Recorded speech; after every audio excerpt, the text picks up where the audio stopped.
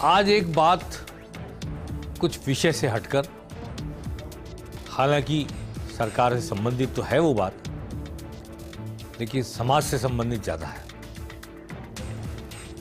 और समाज की एक बड़ी चिंता को फर्स्ट इंडिया ने उजागर किया, एक विसंगति को, विकृति को, सरकार की ढोल की पोल को भी उजागर किया कि नाइट क्लब और बार जिन्हें रात को 12 बजे बंद होना चाहिए था, रविवार की रात को रियलिटी चेक किया गया, 2 बजे तक सब खुले पाए गए।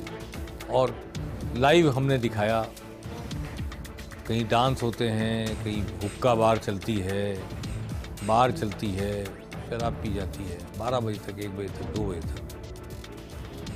समय सीमा के बाद भी लोग अपने अपने ऐशो आराम, अपनी अपनी मस्ती में डूबे रहते हैं।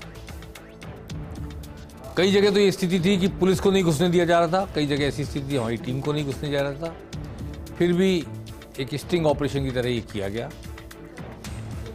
और नई पीढ़ी के जीवन को कैसे बर्बाद किया जा रहा है, कैसे उन्हें गाफिल किया जा रहा है, खासतौर पर वो बच्चे जो पढ़ने जयपुर आए हैं, सैकड़ों किलोमीटर दूर माँ बाप ने भेजा है, पीजी में रहते हैं, वो बच्चे जो कोटा में रहते हैं, जिनके सुसाइड करने की खबरें आए दिन आती रहती हैं, कौन से विषाद, कौन से अवसाद, कौन से डाइवर्जन लाइफ के उन्हें किस ओर ले जा रहे हैं, मीलों दूर बैठे माँ बाप को पता भी नहीं उनका बेटा, उनका बेटी क्या गुल खिला रहे हैं। और यहाँ जिन लोगों का धंधा है बार चलाने का, जिन लोगों का धंधा है नाइट क्लब चलाने का, उन्हें धंधे से मतलब है। एक पीढ़ी गाफिल हो रही है, एक पीढ़ी डूब रही है, नशे में डूब रही है, समाज का भविष्य, देश का भविष्य बर्बाद हो रहा है, पर किसी को लेना देना नहीं। और मैं आज ये बात कहना चाहता हूँ इस मंच से कि बिना किसी थाने की सहमति के किसी इलाके में 12 बजे के बाद न बार चल सकती है, न नाइट क्लब चल सकता है, न हुक्का बार चल सकती है। और जब छापे पड़ते हैं तो पहले से सूचना मिल जाती है कि आज छापा पड़ेगा, तो 4 आदमी पकड़ा देना, 2 कप होके पकड़ा देना, तो खाना पूरी भी हो जाती है। बरसों पहले बाल कवि बैरागी एक बड़े भारी कवि हुए देश के, उन्होंने नौजवानों को लेकर कविता लिखी थी। हाथों में पत्थर, होठों पे नारे, सड़कों पे निकल आए ये जलते अंगारे, कोई इन अंगारों से प्यार तो करे, हाय राम कोई इन अंगारों से दुलार तो करे। ये 74 का जेपी मूवमेंट था। मैंने उस जेपी मूवमेंट को करीब से जाना, देखा, जिया। युवा आक्रोश की सकारात्मक परिणति कैसे होती है सड़क पर आकर, वो देखी। पर हर यूथ जनरेशन, हर नए परिवेश में देश काल परिस्थिति के हिसाब से जनरेशन्स अपना अपना जीवन मूल्य तय करती है, राहें तय करती है, जीवन की स्टाइल तय करती है, भविष्य तय करती है।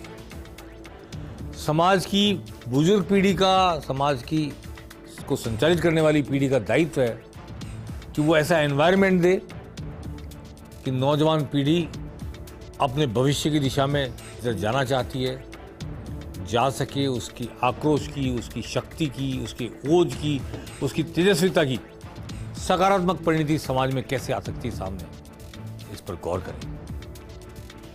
जब बच्चों को माँ बाप भेजते हैं पढ़ने, जयपुर भेजते हैं, कोटा भेजते हैं, कहीं भेजते हैं, तो इन बच्चों का गार्जियन कौन? इन बच्चों का गार्जियन पीजी में रहते हैं, तो पीजी के मालिक भी जब तक ही हैं जब तक वो कमरे में हैं। कमरे के बाहर सड़क पर आ गए, क्या कर रहे हैं, कैसे कर रहे हैं, क्यों कर रहे हैं, क्या नहीं करना चाहिए जो कर रहे हैं। इसमें सरकार की भूमिका है, एक गार्जियन की, एक संरक्षक की। सरकार उन सारी चीज़ों को प्रतिबंधित करे, उन सारी चीज़ों को नियंत्रित करे, नियमित करे, जिनकी वजह से नई पीढ़ी गाफिल होती है, नई पीढ़ी पढ़ाई का अपना लक्ष्य, जीवन का लक्ष्य, भविष्य को संवारने का अपना सपना भूलती चली जाती है और माँ बाप की गाड़ी कमाई के पैसे डूब जाते हैं। अवसाद में आकर फिर बच्चे आत्महत्या करते हैं। जब फर्स्ट इंडिया ने अपना ये सामाजिक दायित्व निभाया उजागर किया कि कैसे रात को 2-2 बजे तक नाइट क्लब चल रहे हैं, बार चल रहे हैं, हुक्का बार चल रहे हैं। तो मुख्यमंत्री अशोक गहलोत ने तत्काल इस पर ध्यान केंद्रित किया। एक उच्च स्तरीय बैठक बुलाई। चीफ सेक्रेटरी वहाँ मौजूद थी उषा शर्मा, गृह राज्य मंत्री राजेंद्र यादव वहाँ मौजूद थे, गृह सचिव मौजूद थे, डीजी क्राइम वहाँ मौजूद थे, ADG crime, ADG law and order मौजूद थे, जयपुर के पुलिस कमिश्नर मौजूद थे। और बहुत सख्ती से उन्होंने कहा ये जो मैं देख रहा हूँ टीवी चैनल पर, ये क्या हो रहा है। 12 बजे बार बंद होनी है, मतलब 12 बजे बार बंद होनी ही है। 12 बजे नाइट क्लब बंद होना है तो नाइट क्लब बंद होना ही है। और इसे सख्ती से पालन करने के लिए उन्होंने जो निर्देश दिए उसका 2 दिन में असर देखने को मिल रहा है। मुख्यमंत्री 4 दिन बाद फिर एक बैठक लेंगे, फिर इसकी जानकारी लेंगे कि जो कुछ दिखाया गया टीवी चैनल पर अब उसमें क्या हालात बदले हैं, क्या परिवर्तन आया है। बच्चों के गार्जियन की भूमिका सरकार की है, मुख्यमंत्री की है।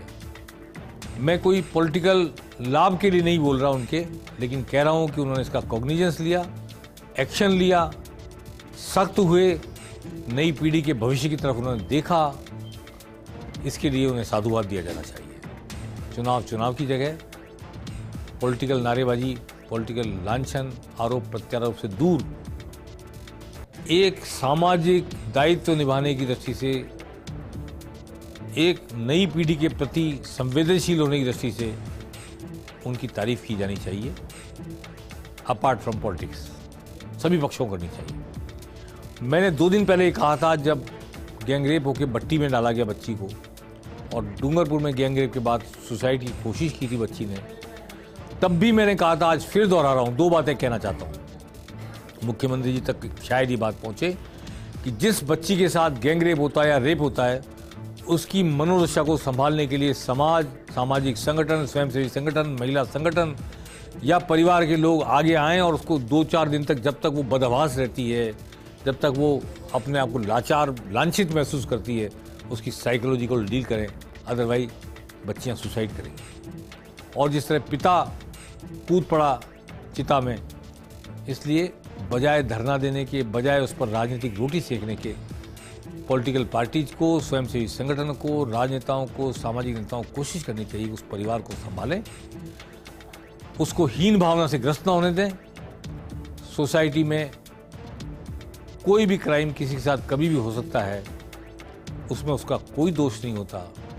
इंसिडेंटल, एक्सीडेंटल जो कुछ हो जाता है, उसके द्वारा जो लांछित महसूस करे, हीन भावना महसूस करे, उसे सामाजिक रूप से संभाले जाने की जितनी जरूरत कानूनी कार्रवाई की है, उतनी जरूरत सामाजिक और आर्थिक संबल प्रदान करने की भी है। और एक बात और, मुख्यमंत्री जी, सुप्रीम कोर्ट का फैसला है कि 500 मीटर दूर से होनी चाहिए शराब की दुकानें राष्ट्रीय राजमार्ग के। आप यहाँ से जयपुर से अजमेर चल जाइए, भीलवाड़ा चल जाइए, 50 कदम दूर, 100 कदम दूर, 100 मीटर भी नहीं होगा, आपको बार, आपको शराब की दुकानें खुली मिल जाएंगी। क्या एक कदम ये भी उठाया जा सकता है कि दूर से नहीं, पास से दिखती दुकानों की तरफ ललचा के ट्रक ड्राइवर भागते हैं। 500 मीटर दूर हो तो शायद कुछ लोग कम जाएं और फिर पीकर गाड़ी चलाते हैं और एक्सीडेंट होते हैं। क्या मुख्यमंत्री जी से अपेक्षा की जाए कि इस मामले में भी सख्ती बरतेंगे ताकि सड़क पर दुर्घटनाएं भी कम हो और कानून नियम का पालन भी हो।